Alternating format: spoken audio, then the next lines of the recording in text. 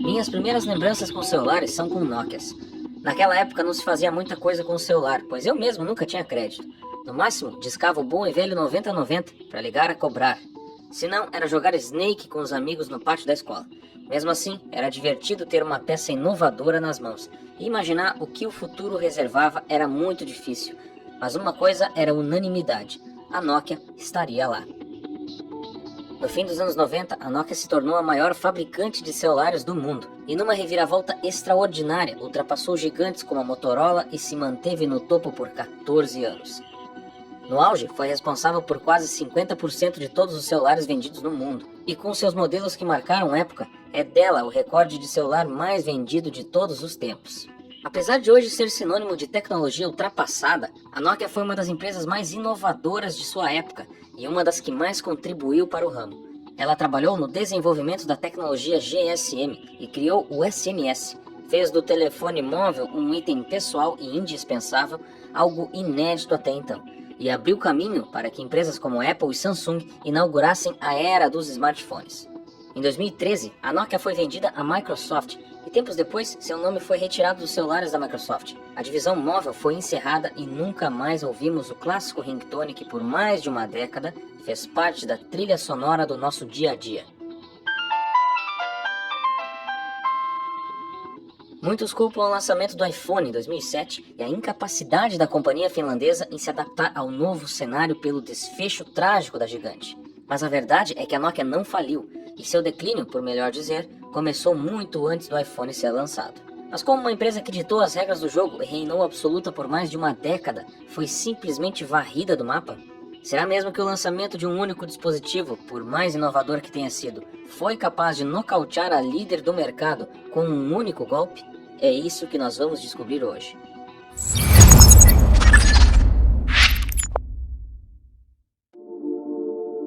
A Nokia nasceu como uma fabricante de papel finlandesa. Com o passar dos anos, a companhia expandiu, atuando em diversos setores diferentes, de borracha a cabos elétricos. Em 1967, a Nokia Corporation foi fundada, mas só no início da década de 80 que ela resolveu arriscar e entrar para o ramo das telecomunicações, se juntando a Salora, uma empresa do ramo televisivo. Juntas, elas lançaram a linha de telefones Mobira. A aliança Nokia-Salora se mostrou bem sucedida e lançou no mercado diversos telefones portáteis, dentre eles o Mobira Talkman, usado dentro dos carros, e o Mobira Cityman, ou Gorba, que poderia ser levado para qualquer lugar.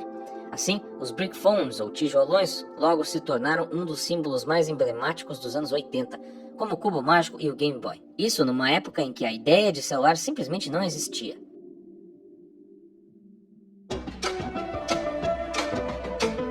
Durante as décadas de 80 e 90, a Nokia investiu massivamente na pesquisa e no desenvolvimento de telefones móveis, isso muito antes das empresas que a gente conhece hoje. Só que por ser uma empresa finlandesa, a Nokia tinha costumes muito diferentes das empresas norte-americanas, por exemplo.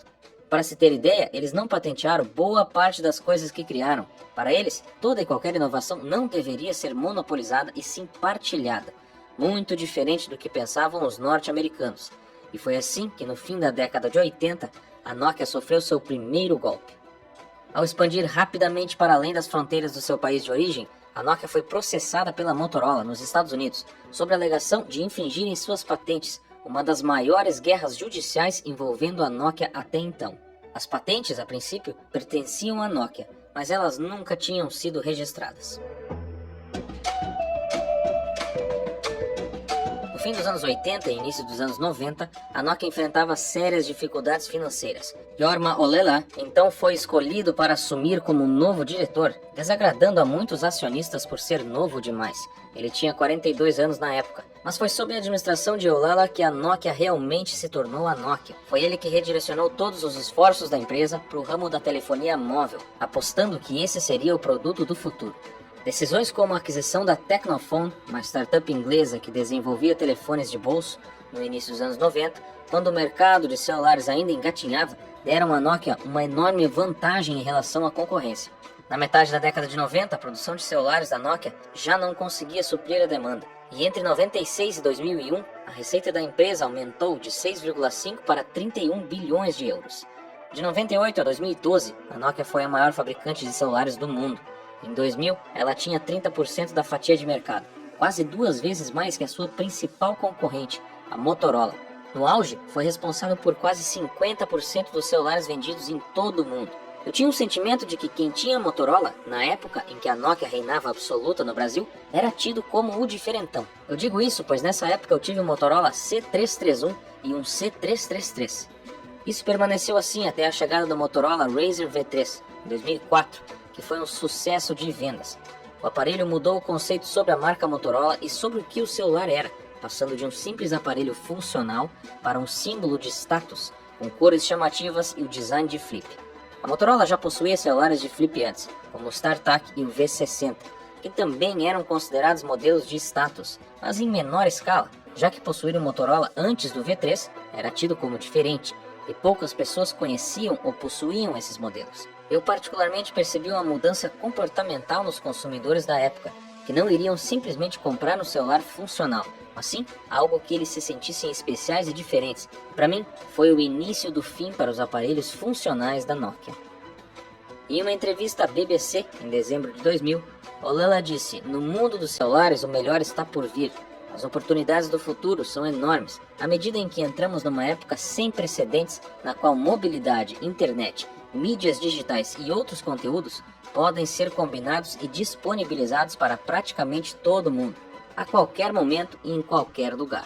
A visão de Ohlala não parece a de um líder, cuja empresa estaria prestes a entrar em colapso menos de uma década depois, com a chegada dos smartphones.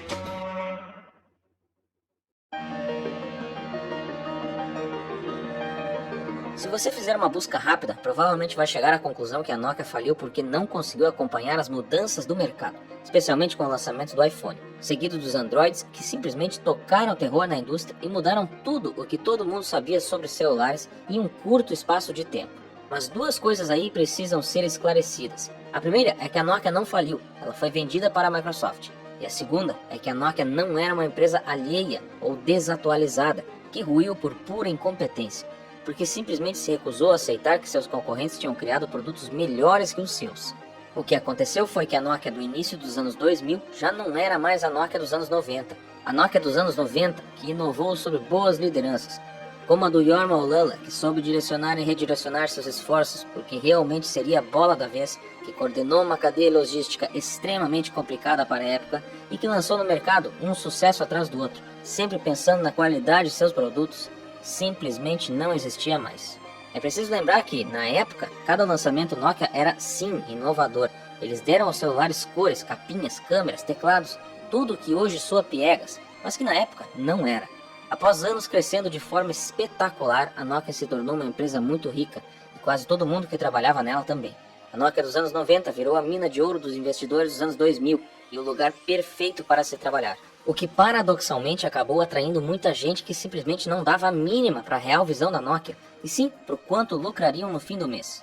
O declínio da Nokia é visto como uma série de decisões erradas, especialmente em relação a não ter acompanhado as mudanças tecnológicas, como não largar mão do sistema operacional Symbian, desenvolvido pela própria Nokia, ao invés de migrar logo para o Android, por exemplo.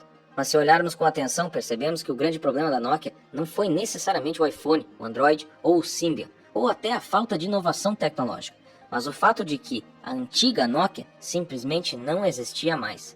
Ou seja, o problema da Nokia era a Nokia. Com sucessivas mudanças de diretores, a Nokia foi se tornando uma empresa cada vez mais burocrática, lenta e ineficiente, o caminho inverso que as empresas de tecnologia costumam tomar. Como ressaltou Tim Cook, diretor da Apple, em 2013, numa entrevista para Business Week, a burocracia interna da Nokia inibiu o desenvolvimento eficiente de um software. Fato é que a Nokia cairia ao menor sinal de um concorrente de peso, fosse ele o iPhone ou qualquer outro. E se nada mudasse, era só uma questão de tempo. Steven Elop, ex-funcionário da Microsoft, personificou o fim da Nokia e é considerado por muitos uma espécie de cavalo de Troia. Durante os 2 anos em que foi diretor, Elop foi responsável por uma queda de 62% nas ações da empresa, acumulou perdas equivalentes a quase 5 bilhões de euros e viu a fatia de mercado de smartphones da empresa despencar de 33% para 3%. Tudo isso em menos de 5 anos. Com seu infame discurso sobre a empresa estar numa plataforma em chamas, sem saída, simplesmente fadada ao fim, ele deu início ao fim. Ao contrário do que muitos pensam, quando o iPhone foi lançado em 2007, a Nokia registrou um dos anos mais lucrativos desde 99, mais de 50 bilhões de euros. E mesmo com os sucessivos lançamentos da Apple e da Samsung, a Nokia ainda faturava bem. Mas em 2013, quando a empresa foi vendida para a Microsoft, sua receita despencou de 30 para 12 bilhões de euros, uma queda de cerca de 60% no faturamento total. Há quem diga que a escolha de Elop para o cargo de diretor foi estratégica, não por parte da Nokia, mas da Microsoft. Elop era um ex-funcionário da Microsoft quando foi remanejado para o cargo de diretor da Nokia. Em mais ou menos 2 anos, ele desistiu da empresa, atestou que não tinha volta e que o melhor a se fazer era pular do barco e vender a companhia enquanto ainda dava tempo. Em 2013, a Nokia foi oficialmente vendida para a Microsoft por 5,4 bilhões de euros e logo os dispositivos Nokia Lumia chegaram ao mercado. Aqui no Brasil, eles até pareciam que iam deslanchar, mas apesar de terem sido amplamente comercializados aqui, a nível mundial o Lumia foi um belo de um fracasso. A Microsoft achou que era só usar o mesmo sistema operacional dos computadores nos celulares e pronto, mas não deu muito certo e os celulares lançados sob a parceria Nokia-Microsoft logo sairiam de cena. Aliás, não foram só os celulares que saíram de cena. A Microsoft tirou o nome da Nokia da jogada e depois saiu de cena também, um fracasso total. Algumas startups finlandesas têm sido fundadas com ex-funcionários da antiga Nokia. Uma matéria de 2015 da BBC chamou elas de Fênix finlandesas. Avançando um pouco no tempo, é possível ver que, de fato, algumas delas tiveram um progresso significativo, como a HDM Global, que tem visto a venda de seus smartphones crescerem, mesmo que timidamente. Mais recentemente, em meados de 2020, a Nokia voltou a vender celulares no Brasil, com o modelo 2.3, que dessa vez terá sistema operacional Android One, e a Motorola lançou uma versão do Razr V3. Mas será que veremos a volta da Nokia? Ou será que é só uma tentativa nostálgica de reviver tempos áureos que não voltam mais?